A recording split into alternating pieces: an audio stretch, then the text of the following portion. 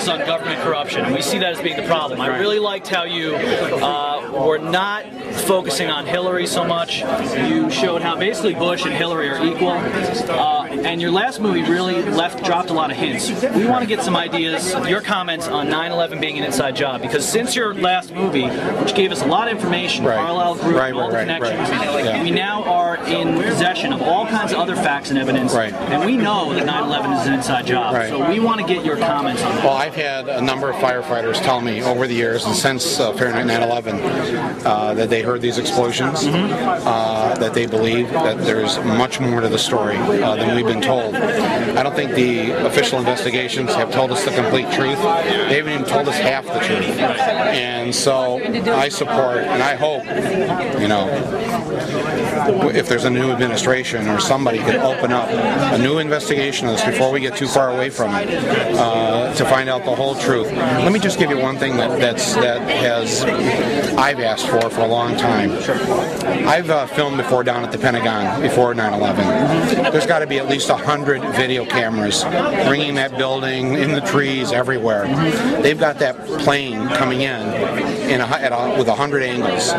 How come we haven't seen the straight? I'm not talking about stop action photos, or I'm talking about the video. I want to see the video. I want to see 100 videos that exist of this. Why don't they want us to see that plane coming into the building? Because, you know, if you know anything about flying a plane, if you're going 500 miles an hour, if you're off by that much, you're in the river. To hit a building that's only 5 stories high, that expertly, I believe that there will be answers in that videotape, and we should demand that that tape is the idea is that the hole is about 8 feet wide. And yes, I'm not very good at the physics and all that, but I believe me, the questions need to be asked. You have a lot of unanswered questions. Oh, and I intend, in my own way, to find some answers. So, but anyways, thank you for whatever you're doing. Okay. So, just one more I got to hit the next place though. Ron Paul. What do you think of Ron Paul as a candidate for president? Don't know much about him. I can't, you know, I'm genetically. Look into him? Well, no, I'm genetically prohibited from voting for anybody with a Republican next to their name. Well, you gotta look into Ron Paul because he transcends this paradigm, transcends left-right. And if we can get beyond left-right, I think we have a real chance. He's got the wrong letter of the alphabet by his name, so I think it's more than that, Mike. But that's my problem. You know, it's a flaw in me. Okay. I can't quite get past it. All right, I understand. All right, thank you. Thank you very much, Michael. Thanks. Thank you, Mike.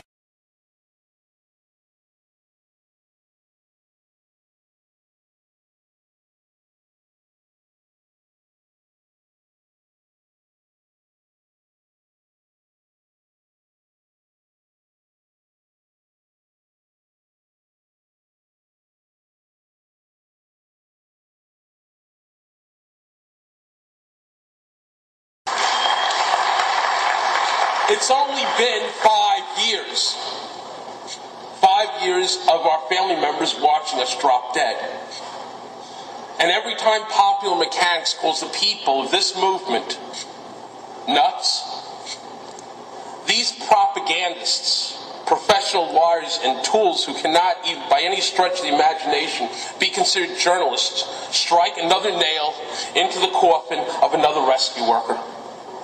And every time Time magazine dismisses real, hard physical evidence that a new investigation needs to be launched into how concrete was pulverized.